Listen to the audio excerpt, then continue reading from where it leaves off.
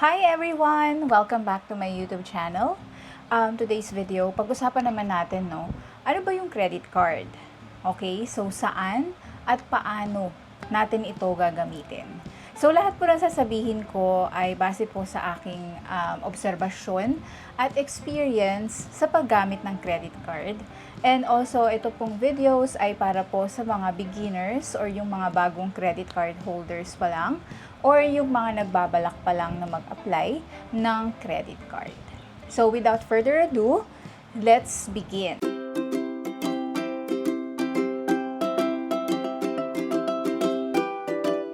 So, ano ba yung credit card para sa akin? Ang credit card, guys, ito yung piece of rectangular shape na card na usually is made of plastic na. Ito po yung parang itsura ng ATM card or debit card, pero siya po ay credit card. So, ang mga credit card po ay usually meron silang mga logo ng Mastercard, Visa, American Express, may JCB, may UnionPay pa, and etc. Okay? So, yun po yung credit card. And para sa akin talaga, ang credit card kasi nagbibigay to ng buying power sa lahat ng meron nito. Okay? Kasi meron tong credit limit na binibigay ng bangko, which is, yun yung gagamitin natin. So, ang credit card kasi, hindi naman natin yan kailangan depositohan ng pera. Kasi meron na talaga siyang laman pagdating sa atin. O, ano ba yung credit limit? So, ang credit limit, ito yung halaga, usually yung amount na makikita natin to doon sa papel na na-receive natin galing sa bangko. Diba, pag dumating yung credit card sa atin, nakasobra yun. Nakadikit yun sa isang papel. Tapos, doon sa papel, makikita mo doon, nakalagay doon yung credit limit na binigay sa'yo ng bangko. Okay? So, for example, 20,000 yung binigay na credit limit. So, ibig sabihin, yung 20,000, yun yung consumable na amount na pwede mong gamitin. So, syempre, kapag may credit limit, meron din tinatawag na cash advance limit. So, ang cash advance limit, guys, kasama siya doon sa credit limit na binigay. It's just that, napansin ko, ang cash advance limit is medyo mababa siya ng konti doon sa credit limit mismo. Kasi kinuha lang din yun sa credit limit mo. For example, yung credit limit na binigay is 20,000, yung cash advance limit mo is 10,000. So, ibig sabihin, yun lang yung maximum amount na pwede mong ma-cash advance. Okay? So, sa credit card kasi, pwede ka makapag-withdraw gamit yung credit card mo sa ATM machine. So, yun tinatawag na, yun yung sa cash advance limit na nakalagay. Kasi yun lang yung maximum amount na pwede mong i-withdraw gamit yung credit card mo. Pero syempre, bago ka makapag-withdraw gamit yung credit card mo, is dapat meron ka ng cash advance PIN. Okay, so yung cash advance PIN, guys, ito ay usually 4 digits lang siya na binibigay ng bangko. So, sinesend ng bangko yon separately through mail. So, i-deliver yan sa iyo. Usually, kasi ako na-receive ko yung sa akin, parang sa ibang card na hindi ako nag-request, mga after 1 to 2 weeks na na-receive ko yung credit card. So, kung hindi natin marireceive yun, pwede naman tayo tumawag sa bangko to request. So, usually guys, 4 digits lang siya. Please comment below kung meron nang naka-experience sa inyo na more than 4 digits yung cash advance PIN na binigay ng bangko. So, syempre, bago ka makapag-cash advance, kailangan activated na yung credit card mo. So, kapag na-receive mo yung credit card, di ba yung papel kung saan nakadikit yung card, meron po doong instruction na kailangan yung i-follow para nyo ma-activate yung credit card. Usually through SMS yan. So kung nagkakaproblema kayo, kailangan yung tumawag sa bangko kasi they also assist over the phone to activate your credit card. Okay? Importante na dapat activated na yan para magamit nyo. Pag hindi na-activate, hindi siya gagana. Okay? So, next is annual fee. So, syempre kapag may credit card ka na, dapat alam mo rin kung magkano yung annual fee mo. Kasi yung annual fee, ito yung parang pinaka-maintenance fee sa paggamit mo ng credit card. 'Di ba? So, tinawag siyang annual fee kasi annually siya usually china-charge ng bangko. So, sa experience ko, yung first year na inactivate mo yung card, so, ang alam ko, wave yon automatic, yung first year of activation. Pero guys ha, hindi ko sinasabi lahat ng bangko ganun. Based lang sa experience ko, kay Security Bank ganun eh. Yung first year ko noon, naka-wave siya.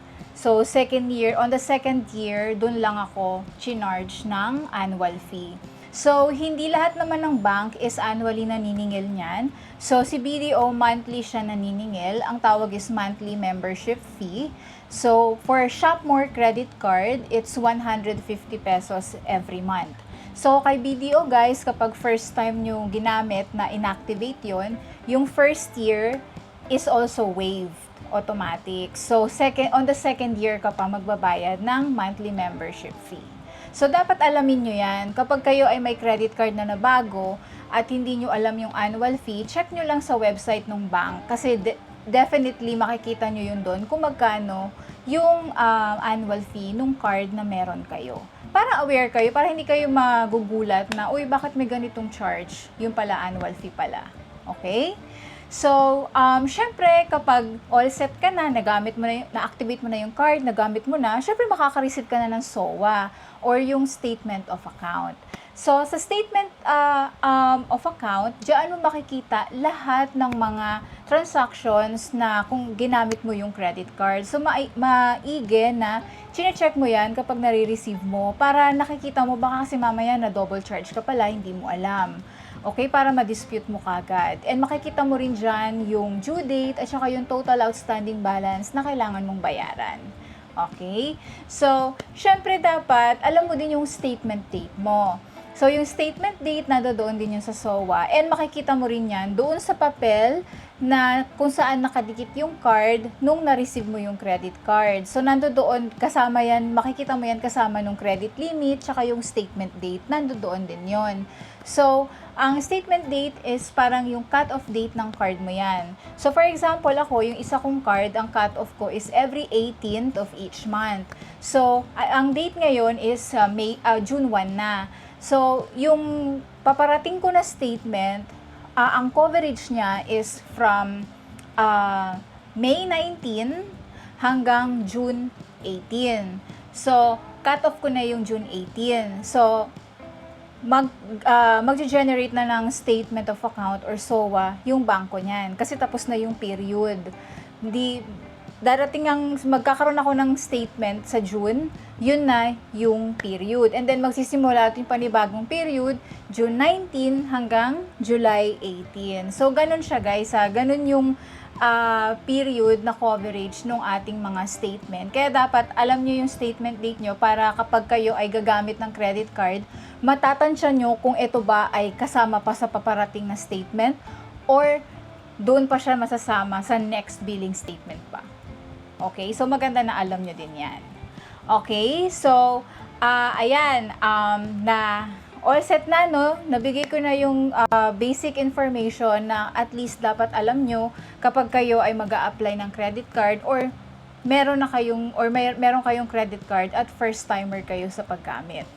So, ngayon, saan ba pwede gamitin ang ating credit card? Naku guys, napakadami kung saan nyo pwedeng gamitin. I-mention ko na lang isa-isa para at least aware din kayo, no? Especially dun sa mga new credit card holders. So, syempre, pwede mo siya guys na ipambili sa lahat ng mga merchants or stores na nag-a-accept ng credit card.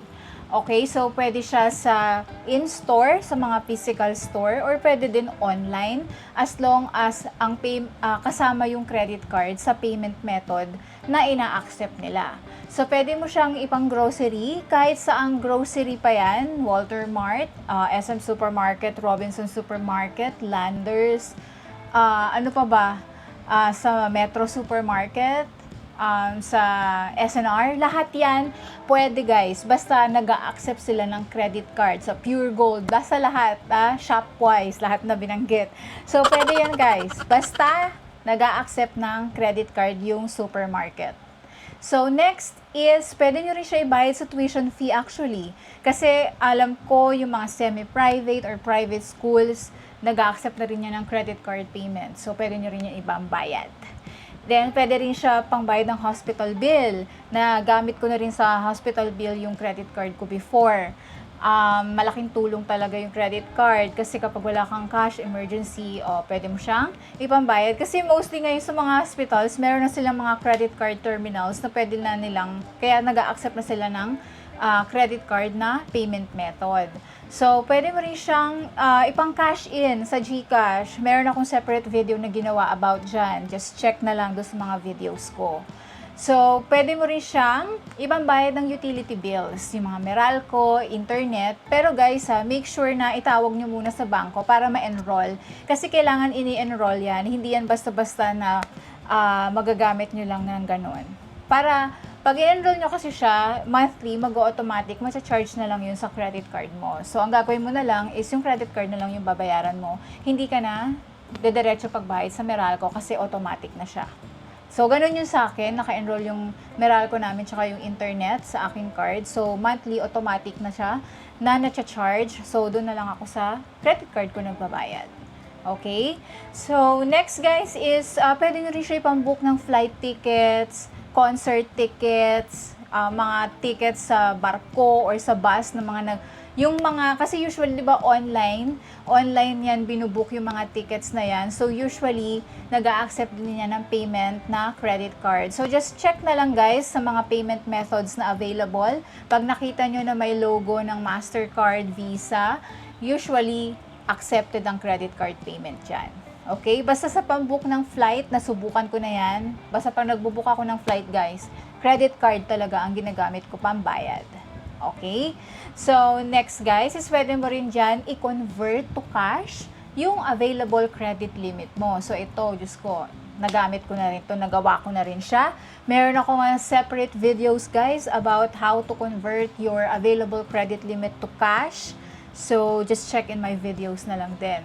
Okay? So, pag ganun kasi guys, kailangan ina-apply yun sa bangko, hindi yun automatic. Kailangan i-apply nyo din. For example, kay BDO, yung Cash It Easy installment, yun, kailangan i-apply nyo siya online. Si Security Bank, kailangan nyo rin yun mag-submit ng application online. Yung Ready Cash naman yung tawag sa kanila. Kay BPI, ganun din. Yung credit to cash, same lang din. So, lahat yun guys, may mga videos ako. Check nyo na lang.